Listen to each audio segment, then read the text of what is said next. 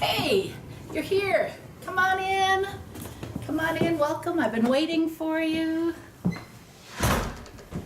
Welcome to our home. Come on in and have a seat. Have a seat. Good to see you. Can I pour you a cup of coffee? Here you go.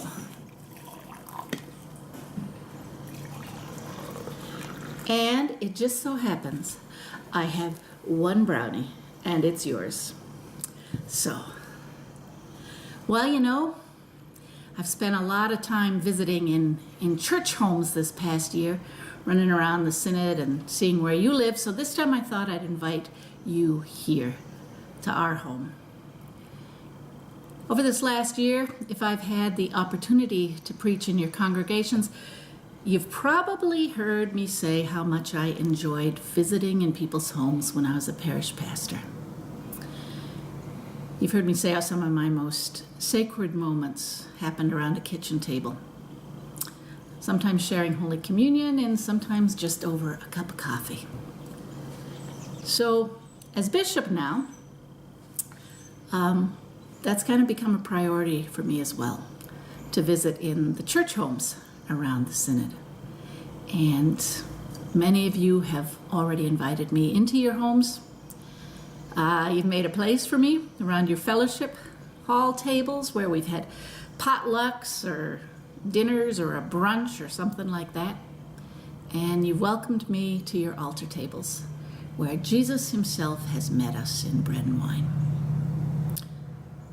I love those sacred moments around a table. This year in the Synod, the table has been our focus throughout the year. And the theme for the Synod Assembly is the open table, where there's always room for one more. So as we've been getting ready for the Assembly, I've been asking people to think about their own sense of belonging around God's table of grace.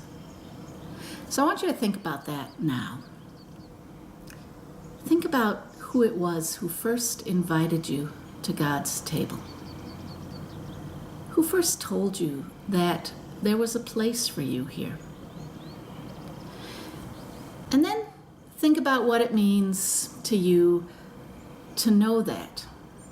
To know that you belong to God, that you belong to this family of faith.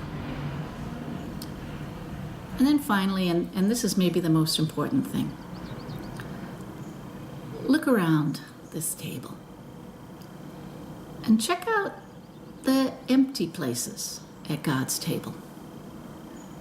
Who isn't here? Who needs to know they have a place? Who needs to be invited and welcomed?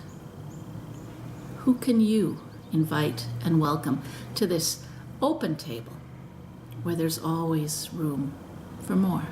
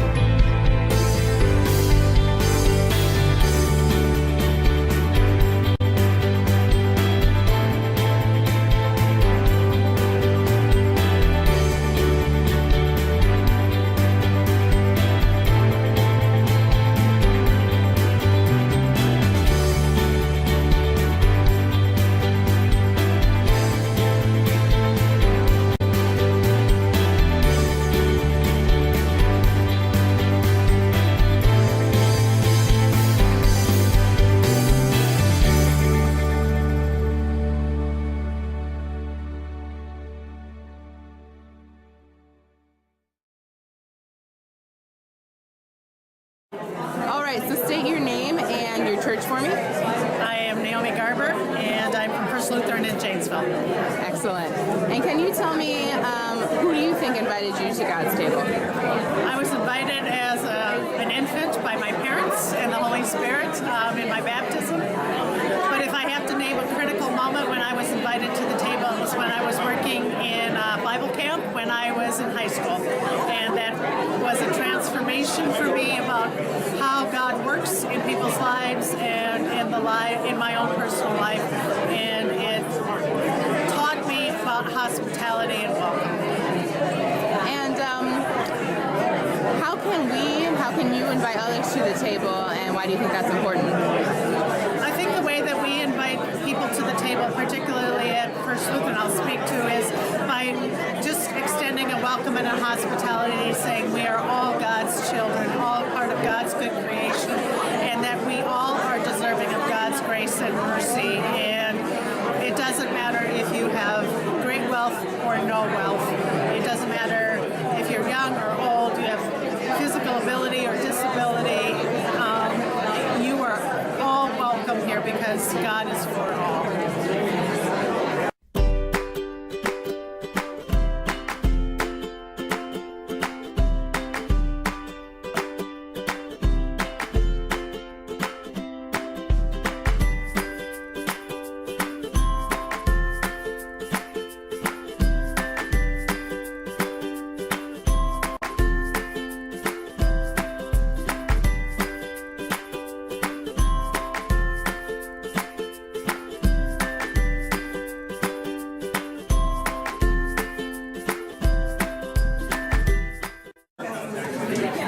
So if you could say your name and your church for us.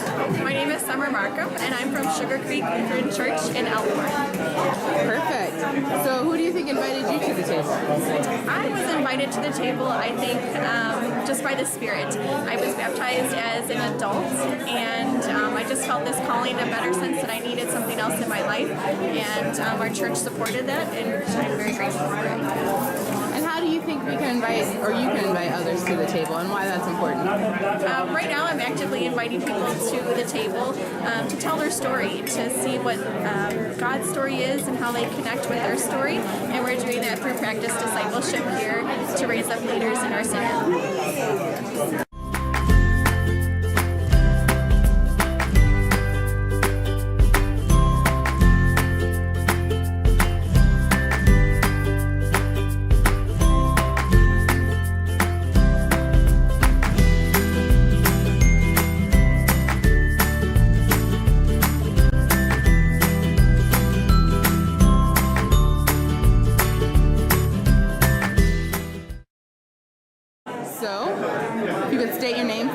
Church you're from? I'm Alan Hines from St. John's in Brady Sack. Perfect. So, who invited you to the table? It's probably my parents that first invited me, that showed me that there's a place in the church and that this is something that's important in life and something that we do.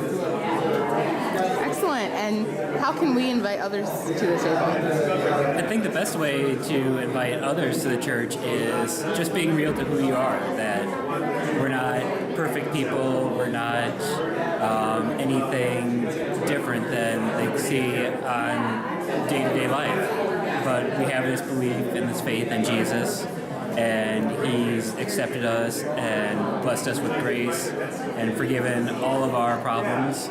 And He'll do the same for them, that we just need to be who we are, be welcoming, be open, and invite them to come and see. All right.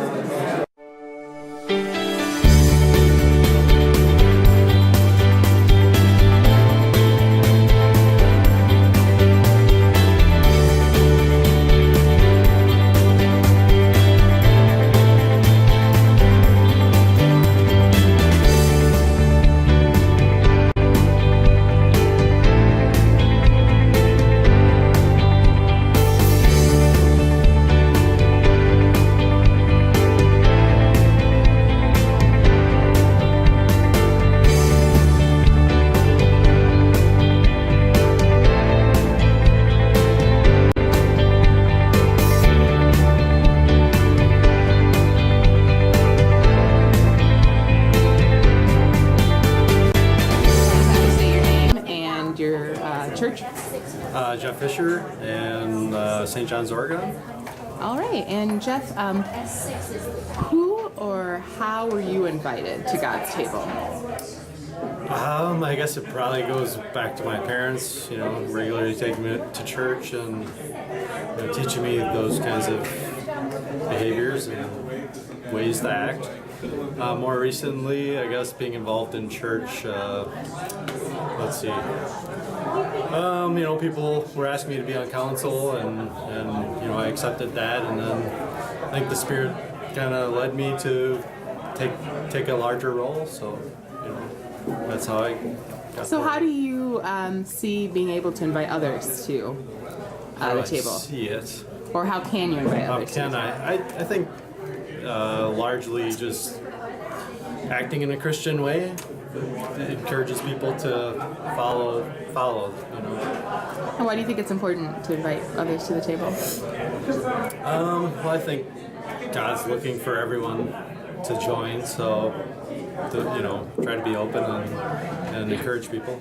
Perfect.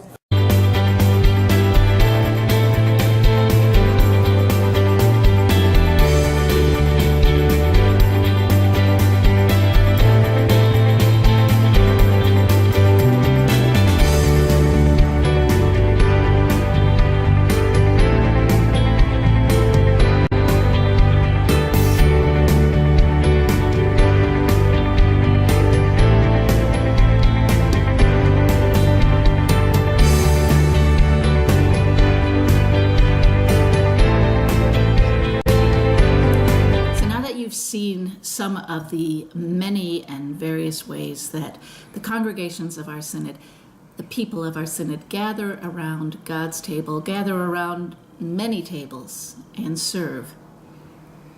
Here's your assignment, okay? Talk to one another.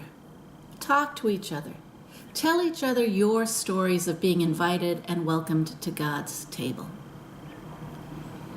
Share with one another what it means to you. What it means to you to know that you have a place, that you belong, and that that place has been provided for you by Jesus himself. Think about how knowing that has impacted your life, how it has changed your life. Think about how it has changed how you see and understand yourself. That knowing that I am a beloved child of God. Think about how it's changed how you see other people. That you see other people as precious children of God created in the divine image, just as you are. And think about how it's changed how you see the world. It's so easy to look at the world with a sense of despair or hopelessness and helplessness. But we get to look at the world through a lens of hope and reconciliation and renewal and new life and endless possibility. Think about those things. And then go and share that good news, that alternative vision for humanity and for the creation. Go share that with somebody who is desperate to hear it and to feel it.